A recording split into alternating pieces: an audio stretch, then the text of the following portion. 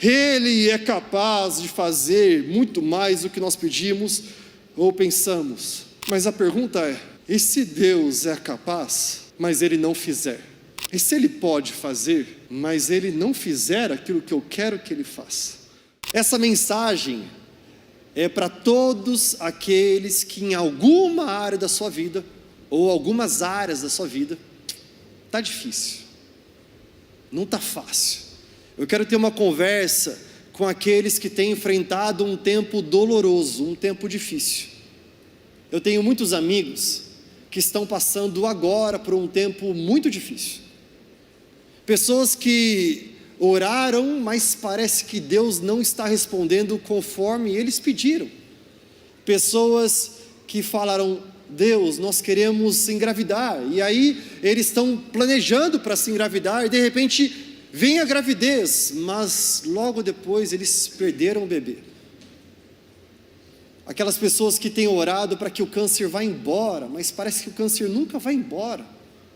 Aqueles que já tiveram câncer lá atrás, mas depois de muito tempo ele voltou e bateu na porta, e o coração está um turbilhão de emoções. Aqueles que estavam sonhando para que as finanças fossem em 2026 diferentes, mas parece que continua no mesmo problema. Talvez você pense que a vida, ela é assim mesmo, e está tudo bem, a minha vida está razoável, está ok, está tudo bem. Alguns estão vivendo com as finanças só ok, você está com dificuldade de pagar as contas e parece que nunca sai do lugar. Talvez o casamento, no trabalho está tudo bem, mas o casamento está ok, está tudo bem. E o pior de tudo é que parece que você está sentado ao lado de um cara que para ele tudo está muito bem.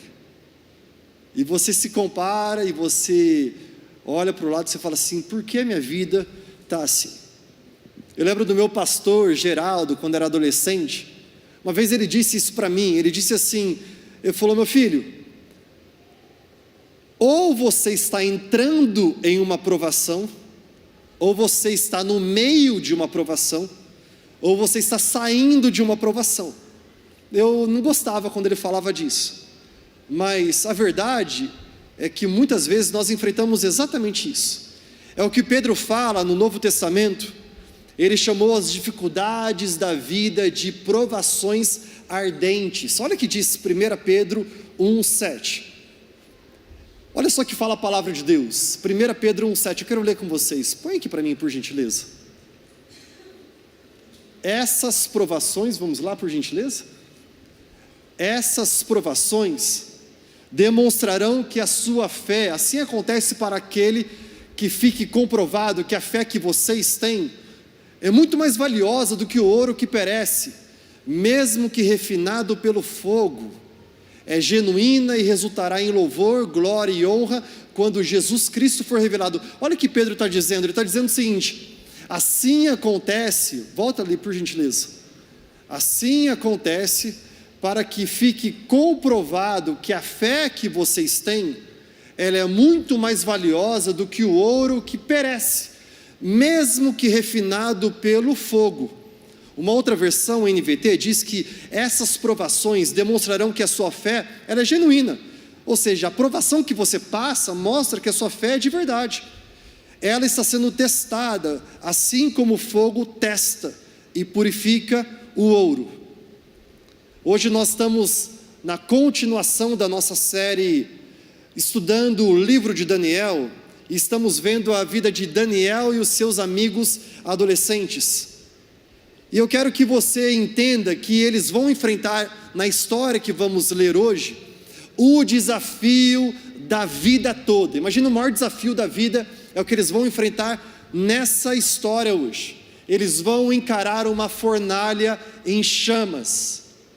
Mas a primeira coisa que eu quero que você aprenda é que uma fé que é provada é uma fé em que se pode confiar. Eu quero repetir isso novamente.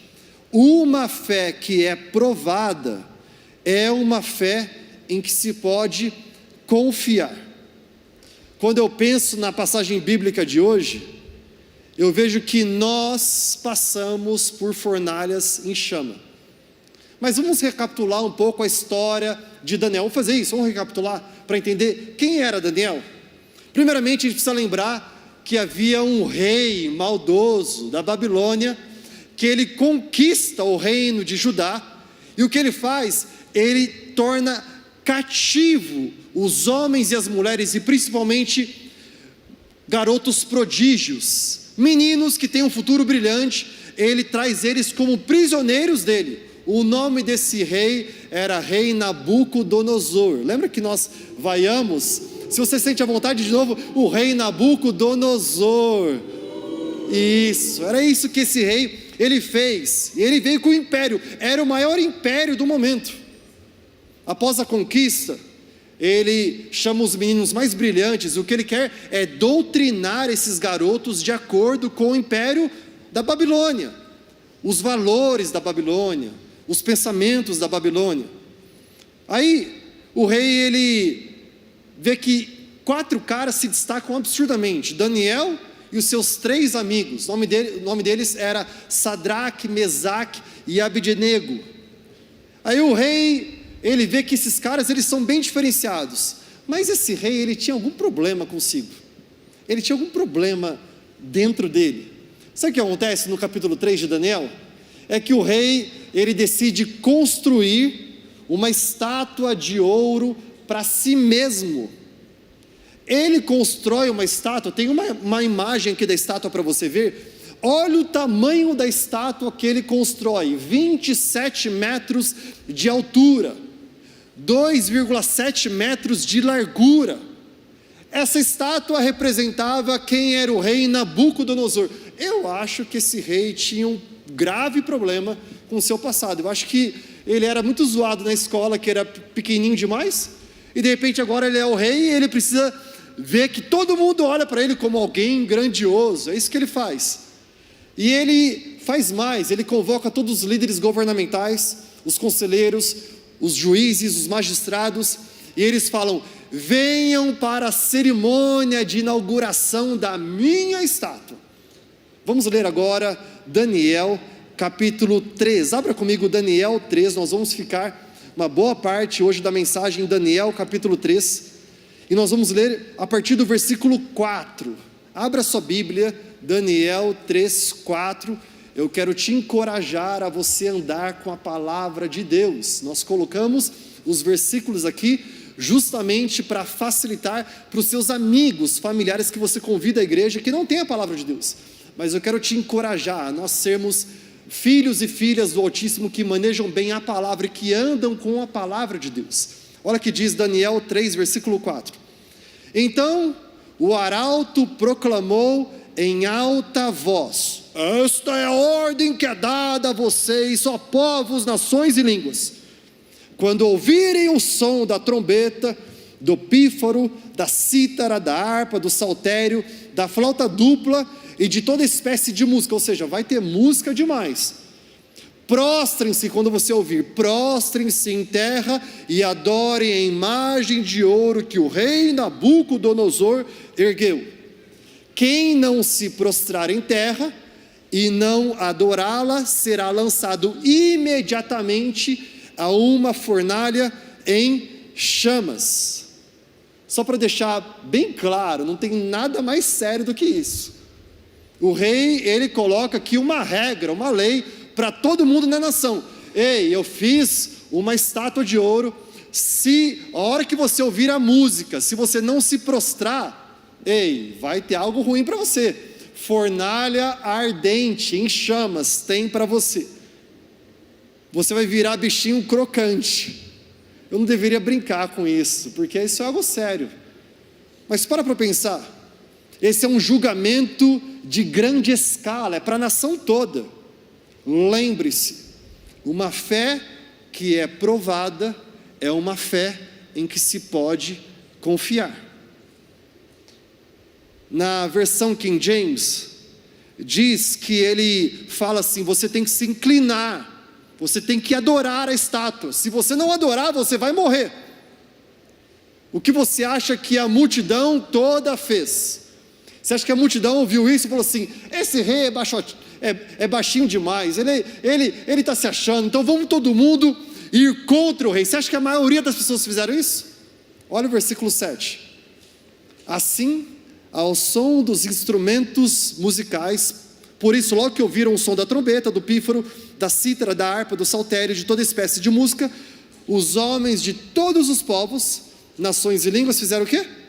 Prostraram-se em terra e adoraram a imagem de ouro que o rei Nabucodonosor mandara erguer.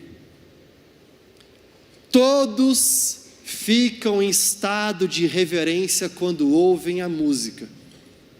Todos estão deitados no chão, adorando: ó rei Nabuco, nós te amamos, realmente, olha só como você é forte demais, nós rendemos a você o nosso louvor, a nossa idolatria. Todos fazem isso, mas 3 meninos ficam de pé. Os líderes olham para o lado e veem os 3 meninos de pé e falam: de jeito nenhum, nós vamos fazer o que a gente faz de melhor, fofocar, a gente vai contar para o rei, nós vamos chamar: ó grande rei Nabuco. Sabe aquelas crianças judias que você pegou elas como prisioneiras de guerra e você quer doutrinar elas? Pois é, elas estão rebeldes demais. Você promoveu elas porque elas são inteligentes, mas olha só o que elas estão fazendo: elas não se dobraram diante da estátua. O rei ficou muito furioso, ele gritou, ele falou assim: ou vocês se inclinam à estátua de ouro, ou vocês serão queimados. O que você faria num momento como esse? Olha que diz o versículo 16 de Daniel 3. Sadraque, Mesaque e Abdenego responderam ao rei: eu vou te cancelar nas redes sociais, eu vou falar para todo mundo que você vai arder no fogo dos infernos, você vai para o quinto dos infernos, e eu odeio você, e eu declaro em nome de Jesus: sai agora, demônio. Foi isso que eles fizeram? Eles começaram a praguejar, eles começaram a falar palavrão, eles começaram a querer lutar com o rei ali, eles usaram de rebeldia. Olha só o que eles fazem: ó Nabucodonosor, não precisamos defender-nos diante de ti. Eles têm educação, eles, garotos, sabem como falar. Peraí, a gente está falando de garotos que têm inteligência emocional muito maior do que muito marmanjo hoje em 2026. Garotos que sabem conduzir o coração deles. Eles falam: nós não precisamos nos defender de ti. Se formos lançados, olha só a fé deles, se formos lançados na fornalha em chamas, o Deus a quem servimos pode livrar-nos. Em outra versão, é capaz de nos livrar, e Ele nos livrará das tuas mãos, ó Rei. Observe a fé deles, uma fé que é provada, é uma fé em que se pode confiar. Pare por um instante, deixe isso assimilar no seu coração. A sua vida está literalmente em risco. Pensa como seria fácil para eles racionalizar. Então Deus, na verdade assim, é muito melhor que eu desenvolva o meu ministério vivo, né? Então Deus, eu vou, quando todo mundo ajoelhar, a música tocar, eu vou me ajoelhar, mas eu vou me ajoelhar fazendo figuinhas, tudo bem Deus? Eu vou cruzar o dedo, pode ser? Deus, na verdade é melhor estar vivo no ministério, então quando todo mundo ajoelhar, eu ajoelho também, mas daí eu faço uma oração aqui dentro do meu coração para o Senhor, pode ser Deus? Eles podiam fazer isso. Pensa como seria fácil para eles, talvez, adorar somente a primeira vez. Deus, eu não quero morrer, é a primeira vez, então assim, eu vou adorar só dessa vez, e eu sei que o Senhor é o Deus que sempre perdoa, então eu sei que o Senhor vai me perdoar depois. Deus, eu adoro, depois a gente troca uma ideia, pode ser? Eles podiam fazer tudo isso. Além disso, eles estão pensando, se nós morrermos, quem serão as pessoas que nós iremos ajudar? Então é bom que a gente esteja vivo. eles se recusaram a comprometer, a corromper a sua fé, mesmo diante da morte. Vamos ser realistas. Provavelmente é muito difícil para mim e para você entendermos isso. É muito difícil porque nós raramente enfrentamos uma situação no Brasil em que existe a possibilidade de morte por causa da nossa fé. No Brasil não tem algum governo, não existe militares que estão na rua, e se você estiver orando, então eles pegam você e colocam você na prisão, e depois eles matam você. No Brasil não tem aquilo que a gente vê em alguns lugares no mundo, em que as pessoas estão encapuzadas, missionários, e eles que não entregaram suas vidas ao Deus muçulmano, então eles são chamados aí, negue a Jesus, eles não negam, então eles são decapitados.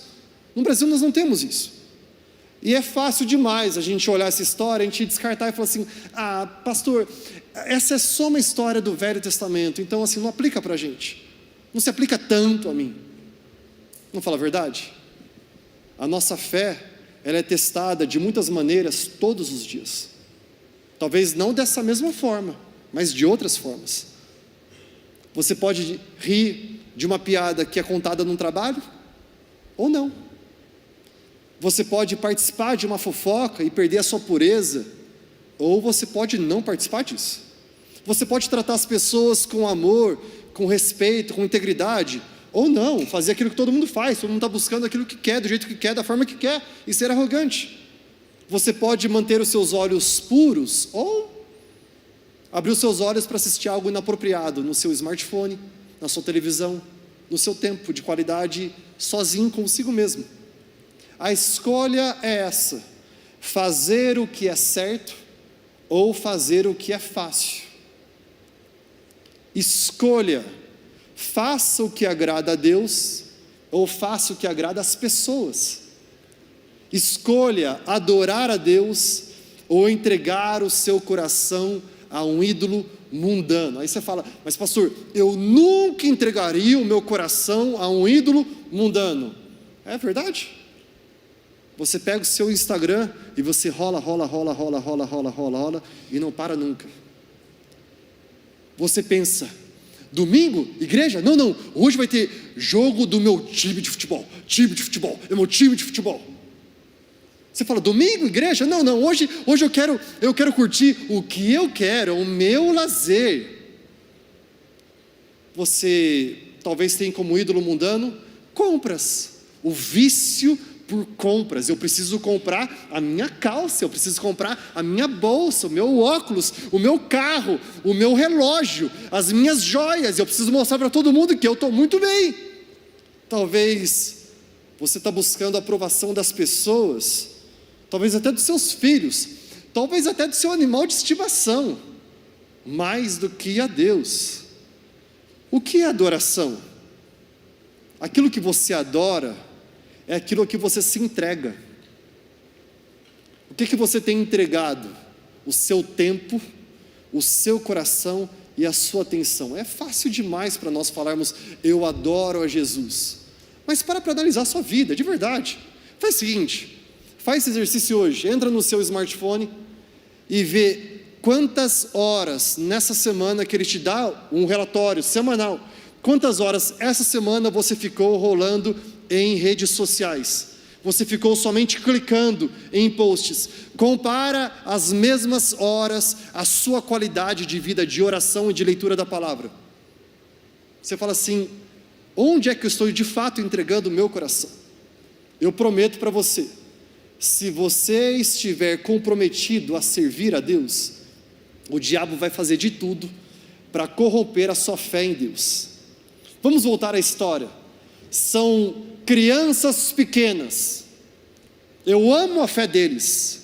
Olha de novo, versículo 17: se formos lançados na fornalha em chamas, o Deus a quem servimos pode livrar-nos. Sabe o que eles estão falando? Não importa o que eu enfrente, o meu Deus é capaz. Eu acho que a mesma mensagem que esses garotos ecoaram nós precisamos ouvir e ecoar em nossas vidas, aqui e agora.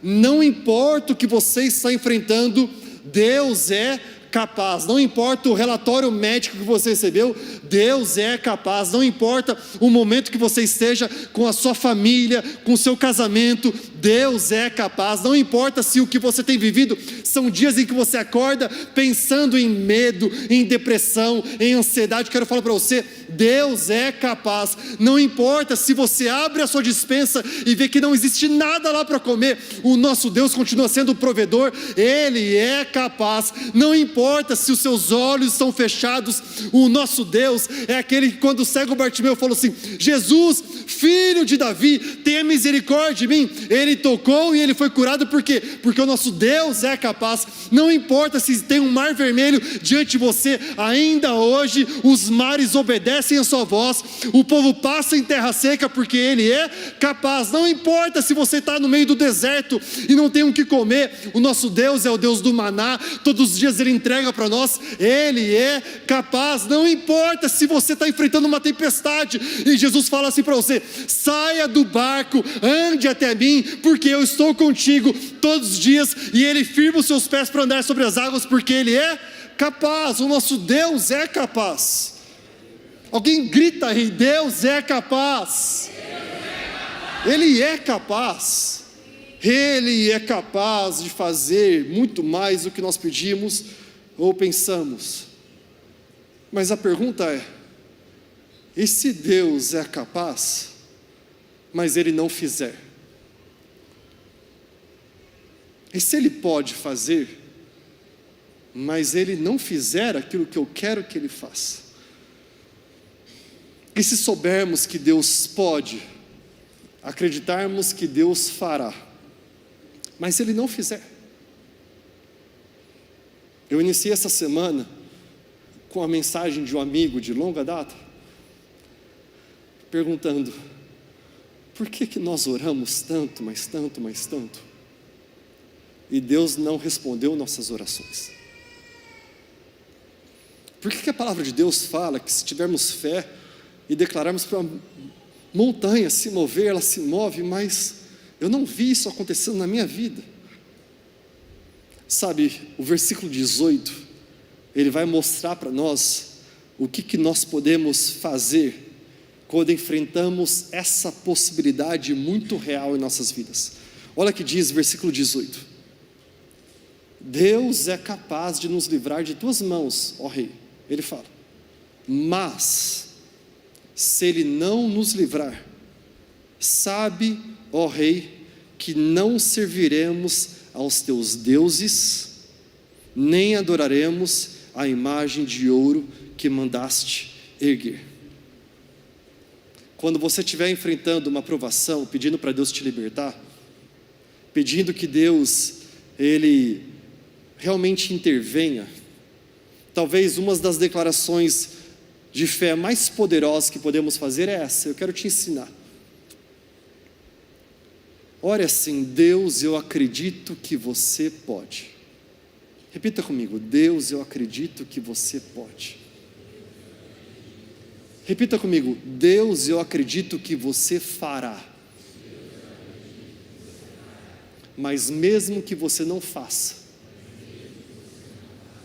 eu ainda acredito. Vamos repetir isso de novo? Deus, eu acredito que você pode. Deus, eu acredito que você fará. Mas mesmo que você não faça, eu ainda acredito.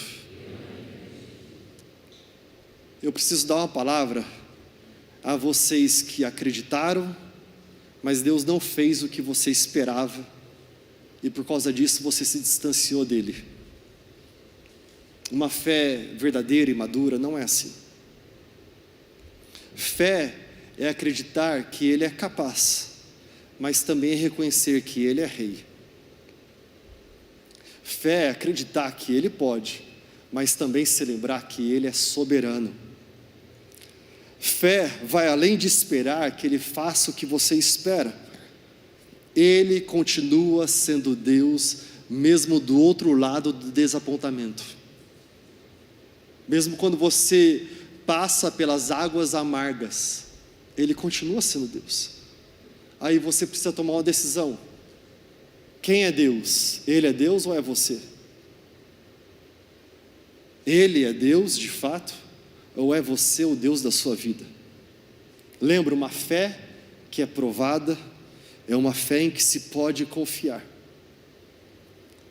Nós aprendemos 3 verdades nessa história, e a primeira delas é esta: é que o fogo refina o ouro.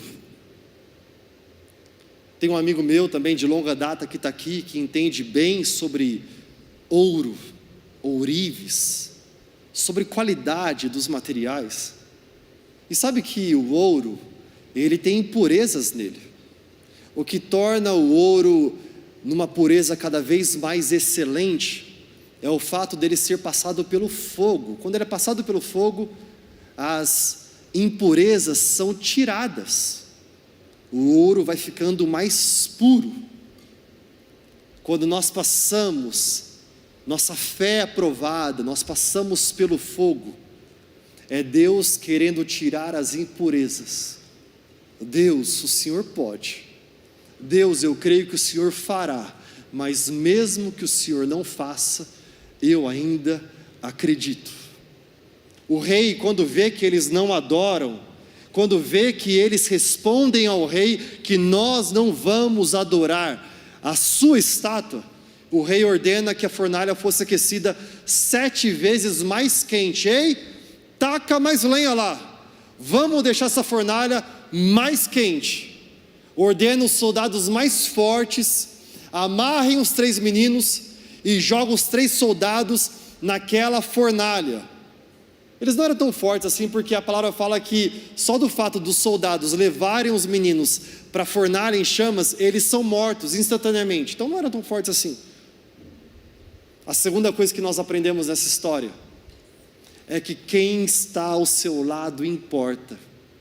Eu preciso investir um tempo aqui explicando para você que enquanto nós passamos pelo fogo, quem está ao nosso lado importa. Nós precisamos saber a quem nós estamos dando ouvidos. Homem que é casado, quando você passa pelo fogo, por provações, por dificuldades talvez no casamento, cerque-se de pessoas que vão dar bons conselhos sobre casamento a você. Não cerque-se de pessoas que são frustradas em casamento, que já abandonaram o casamento, que nunca viveram o casamento e começam a falar assim: é isso mesmo, você tem que ser feliz, então sai logo disso. Quando você passa por uma provação nas finanças, cerque-se de pessoas que vão ensinar a você a como viver finanças de forma excelente, não de pessoas que nunca produziram nada, pessoas que estão sempre correndo atrás do problema. Quem está ao seu lado importa. E quando eu vi que essa história, o nome do livro dessa história é o livro Daniel. Bem, o personagem principal talvez deveria ser Daniel, mas não é. É Deus. Nós aprendemos nas últimas 2 semanas que Deus é sempre o personagem principal. Mas é interessante que esse capítulo todo não fala sobre Daniel, mas fala com quem Daniel andava. Daniel andava com Sadraque, com Mesaque e com Abdenego. Eles tinham uns aos outros. Quem está ao seu lado faz toda a diferença. Porque se você tem pessoas ao seu lado que somente falam para você para desistir, você vai querer desistir. Se você tem ao seu lado pessoas que elas não te instigam a uma vida de disciplinas espirituais, você orar, você meditar na palavra, você ter um tempo de solitude com Deus, jejum, você se aprofundar em adoração, você vai fazer o quê? Você faz o que todo mundo está fazendo. No meio da crise, você vai ficar rolando no Instagram, se competindo e comparando com os outros. Você vai entrar numa crise ainda maior de depressão, de ansiedade. Por quê? Porque você se preocupa com as outras pessoas. Mas quando você tem pessoas ao seu lado que elas têm a audácia, a ousadia de falar para você: ei, você está passando por isso? Irmão, você está orando? Está na hora de a gente orar junto, vamos orar? Irmão, você está lendo a palavra? Vamos fazer o seguinte, vamos ler a palavra juntos? Eu estou contigo, eu sou seu irmão, eu amo você. Ei, você está derramando o seu coração em adoração a Deus, ou você tem adorado mais a si mesmo, mais preocupado em agradar as pessoas? Quem está ao seu lado faz muita diferença. O rei manda eles para dentro da fornalha, eles entram lá, e aí de repente gritaram. O rei olha e fala assim: peraí, mas nós não jogamos lá 3 homens no fogo? O pessoal falou: sim, rei Nabucodonosor. Olha só o que fala o versículo 25. O rei, porém, exclamou: olhem, estou vendo 4 homens desamarrados e ilesos, andando no meio do fogo, e o 4º homem se parece com um filho dos deuses. Uma outra versão fala: o 4º homem se parece com o filho de Deus. Aqui a coisa fica muito louca, porque o rei está vendo que jogou 3 homens lá dentro, mas tem 4. Quem era o 4º homem? Eu sei que tem uma imagem aqui da fornalha em chamas. Olha só, fornalha em chamas. Mas logo depois nós vemos exatamente o 4º homem. Pode ir na outra imagem, por gentileza? Nós vemos Jesus no meio deles. Os estudiosos, eles revelam que o que aconteceu aqui foi uma cristofania, ou seja, uma aparição de Cristo. Afinal, Deus sempre foi Deus Pai, Jesus, Espírito Santo. E aqui neste momento, Jesus, ele sempre existiu como trindade, mas ele aparece a eles. Os estudiosos dizem que essa é uma visitação pré-encarnada de Jesus. Afinal, o livro de Daniel é o livro que mais fala sobre o final dos tempos também no Velho Testamento. Uau, Jesus! Jesus entra e a história entra a um outro nível. Preste atenção nisso. Jesus os encontrou no fogo. É tão impactante o que eu acabei de falar para vocês, mas guarde esse pensamento. Eu quero avançar ao fim da história, quero voltar para isso daqui a pouco. O texto nos conta que esses garotos, eles sobrevivem milagrosamente, não tem ferimentos algum, nem tem cheiro de fumaça. Deus está falando para você hoje, que você está no meio da fornalha, Ele vai te tirar desse fogo, você não vai ter nem cheiro de fumaça. Deus é contigo, porque Ele é capaz. Alguém vai passar por uma provação difícil na sua vida, e Deus está falando assim: nem cheiro de fumaça eu vou deixar para você. Por quê? Porque o nosso Deus, Ele é bom. O rei Nabuco, que guardava um ressentimento, por quê? Porque ele queria ser exaltado, adorado. Ele de repente vê a fé dos meninos diante deles, ele chama os garotos, esses meninos são promovidos, e ele decide algo naquele local. Ele fala assim: esses garotos depositaram a sua fé no seu Deus, a partir de hoje eu deposito a minha fé no Deus deles. Olha que diz, versículo 28 de Daniel 3, Nabucodonosor então disse: louvado seja o Deus de Sadraque, Mesaque e Abdenego, que enviou o seu anjo e livrou os seus servos. Eles confiaram nele, desafiaram a ordem do rei, preferindo abrir mão da própria vida a servir e adorar a outro Deus que não fosse o seu próprio Deus. Olha como ele começa: louvado seja o Deus de Sadraque, Mesaque e Abdenego. Vamos com calma aqui, eu quero que você observe muito claramente o que acontece. O rei Nabucodonosor, que estava cheio de si, agora ele se dobra ao Deus de Sadraque, Mesaque e Abdenego. Mas tem algo a mais para nós observarmos aqui. Quando foi que Deus libertou esses garotos? Deus não os livrou do fogo, Deus os livrou no fogo. Isso faz toda a diferença. É tão importante compreender e aceitar essa verdade. Deus nem sempre nos livra de nossas provações, mas Ele está sempre conosco durante elas. Em meio à pior provação da vida deles, Jesus os encontra no fogo. Talvez você esteja passando por um momento mais difícil da sua vida. Eu quero que você saiba que Jesus te encontra em meio a essa provação. Afinal, a terceira verdade que aprendemos com isso é que o nosso Deus, ainda hoje o seu nome é Emanuel, Deus conosco. Como eu e você precisamos aprender essa verdade?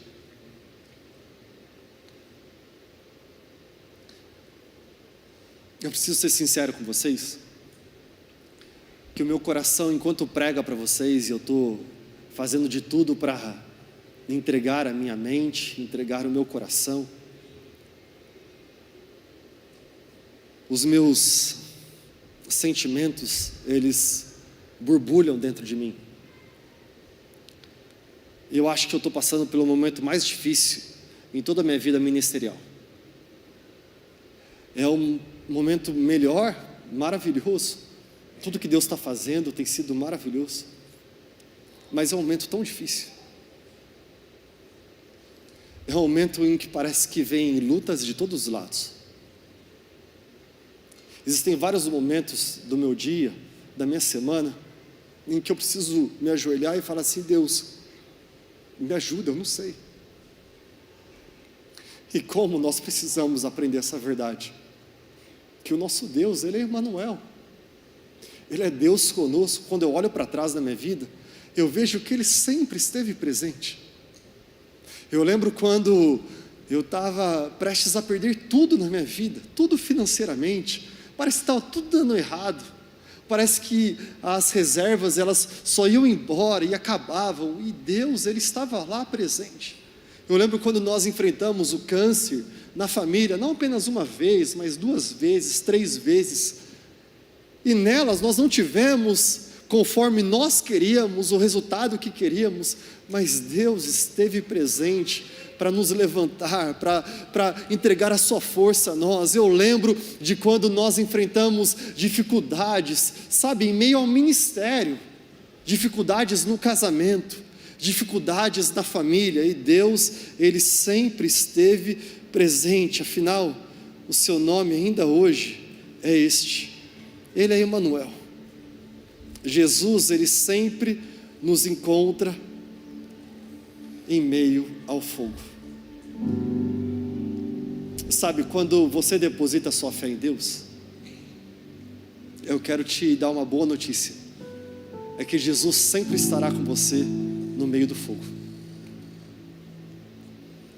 Sabe, a vida, ela tem aflições, mas eu imagino viver a vida sem Jesus, sem tê-lo como meu firme fundamento. Pense nesses garotos. Imagino que Jesus disse a eles, sabe, a palavra de Deus diz para nós que Jesus, Ele é o verbo que se fez carne. Sabe o que eu não acho que aconteceu? Eu não acho que Jesus, Ele entra naquela fornalha, Ele olha para os garotos e faz assim, porque Ele é a palavra. Eu imagino Jesus chegando para aqueles garotos e dando a sua palavra, dizendo: o meu pai está tão orgulhoso de vocês, garotos, porque vocês confiaram nele, vocês permaneceram firmes nele. Ei, garotos, por causa da sua fé, o rei Nabucodonosor vai entregar o seu coração ao meu pai. Ei, por causa da sua fé, os seus nomes serão lembrados por toda a história. Vai ter um livro, que é o meu livro, que é a minha palavra, os seus nomes, a sua história estará lá naquele livro. Todo mundo vai saber que em meio ao sofrimento, que em meio à prova, vale a pena ter uma fé que é inegociável. Eu fiquei pensando muito sobre o título dessa mensagem. Eu queria deixar por último, porque o título dela é este: Corações ansiosos, fé inabalável.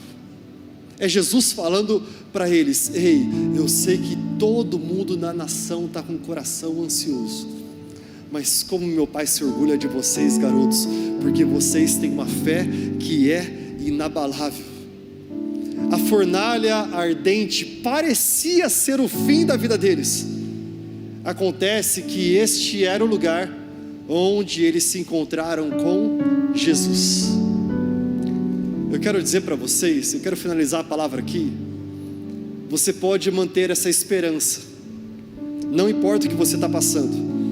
Jesus, Ele te encontra em meio ao fogo.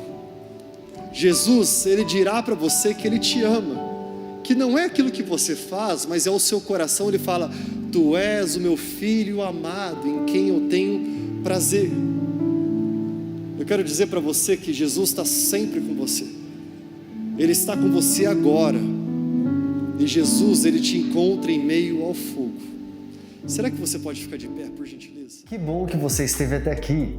Eu creio que essa palavra, muito mais do que tocar os nossos corações, é para transformar as nossas vidas. É por isso que eu quero te encorajar. Se inscreva no nosso canal no YouTube para que você possa receber as primeiras notificações de palavras que Deus tem entregue a nós. Também siga o canal da I3 Church no Spotify e compartilhe, porque a palavra de Deus, ela deve ser compartilhada para gerar mais e mais vida entre os seus amigos, familiares. Bem, nos vemos em breve. Deus abençoe muito você.